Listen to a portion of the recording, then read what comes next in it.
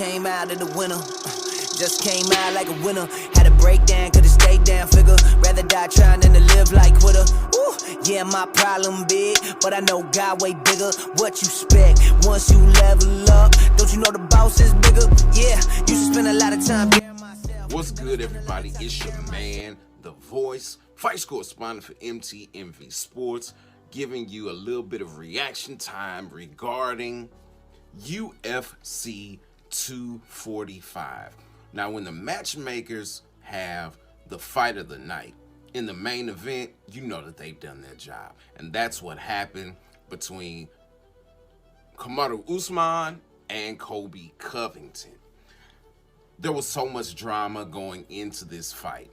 You had Covington just saying all kinds of outlandish things, talking about Usman's former manager watching his fight from hell, talking about his father being a criminal because he's locked up right now on some really bogus charges, just all kinds of craziness. And Usman, you know, he tried to attack him. He and his manager tried to attack Covington at a hotel in Vegas, and now they're all three of them are barred. They can't go in there anymore when the guy was just trying to get some, they both were trying to get some food. So just craziness, absolute craziness. And it was a crazy fight. They went at it toe to toe. Both of these people are high level wrestlers, but neither of them utilized those skills. They kept it on the feet and just went at it, throwing blows the whole time.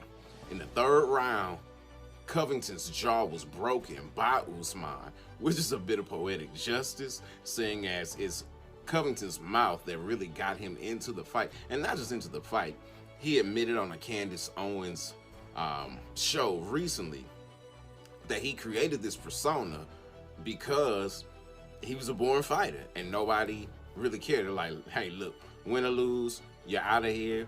So he utilized this persona to have people care, either care to see him beat or care to see him proceed. And the former of the two happened. He got beat, so the fact that he can't really talk right now because his jaw's broken, again, is a bit of poetic justice. Usman said that he was doing this for the world, including the US, because of all of the craziness that Covington has talked about, taking on this persona of MAGA man, where, you know, it's just all about the Trumps and whatever right-wing agendas are going on.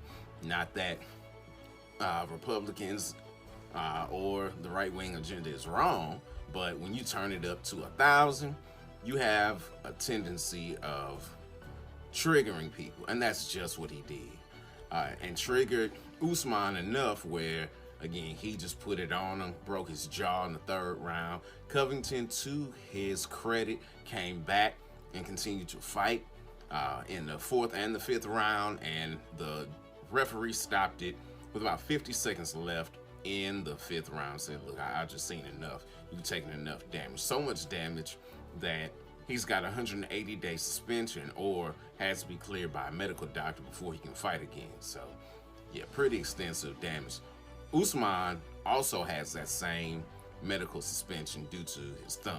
So, like I said, they went at it, and someone else who jumped in on it was Covington's former best friend and former roommate, Jorge Masvidal, who is on top of the world right now as far as fighters are concerned. He's the new it guy for 2019. And he talked about Covington in one of the worst ways you can, by commending a former opponent. He was like, look, at least Ben Askren took it on the chin. He didn't tuck tail and run. Speaking of running, as Colby was literally running out the ring because he didn't want to talk to anybody, he wound up bumping into a lady who was just there trying to take pictures. And I mean, he could have ran around her.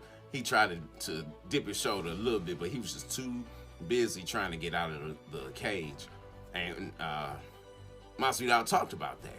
It's like, man, you tucked tail and ran. At least Ben took it on the chin, made no excuse, and just said, hey, he beat me. To which Askren was like, yeah, you take it, you take the good and you take the bad, and and it is what it is. So it's very interesting that this person who Masvidal hated, he could come to and say, look, at least he did it like a man. Actually, this is about the second interaction that they've had online recently, where it's been somewhat cordial. So who knows? Maybe the former foes can be friends. The Blessed Express, because there were 3 matches on, or I should say 3 title matches on this main card. The welterweight bout, which just said that Usman won, the featherweight bout for men, as well as the bantamweight for women. Now, in the featherweight bout for men, the Blessed Express came to a stop on the 9th island. Max Holloway lost his title to Alexander Volkanovski. I had a sneaky suspicion that if anyone could get it done, that Alexander could, because of the power he possesses, one, and just the way that City Kickboxing has been doing the thing, especially this year. I mean, shout outs to Eugene Berryman for doing his thing this year. Now he's got 2 full-fledged champions, Israel Adesanya and Alexander Volkanovski. So based on the feints, his IQ, and just his determination, Volkanovski got it done. Now they're talking about an immediate rematch, and on most of the cards it was like 3-2 for Volkanovski. So as long as Max has been the champion, and with the long reign he's had of being unbeaten at featherweight, it was 14 fights that he had been unbeaten at featherweight up to that point. First person he lost to was Conor McGregor, now losing to Alexander Volkanovski. Doing it again makes sense. Volkanovski was talking about, hey, maybe we'll do it on my side of the world, doing it in Australia, where I'm from. That would do big business. Rod Laver is a spot that they go to regularly in Oceania, specifically in Australia, to do fights. So that being done there would make sense. One thing that Volkanovski was able to do was he found a way with his feints to stop the onslaught of aggression that Max Holloway brings. So kudos to him for that.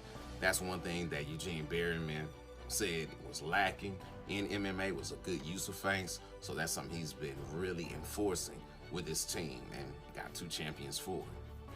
The other fight, again, like I said, was a bantamweight women's title fight between Amanda Nunes and Germaine de Randamie.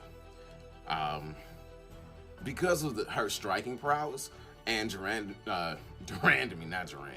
Randamie did get off like some question mark kicks and things that made Amanda say, okay, look, I don't want to stand with her. Let's get this down to the ground, get it to a spot where I can win. So she did that, got booed in the last round because she just got her down and really didn't do anything with her there. And Amanda agreed that this was not her best performance. But when you're fighting to stay champion and you are fighting to keep your belts, not necessarily to make a statement, then, these kind of things happen. And then also, everybody has an off night, and this one was the Lioness's off night. For MTMV Sports, it's your man, The Voice, fights correspondent, and I'm sounding off. Oh, hell, if they don't like it, I might turn up by myself.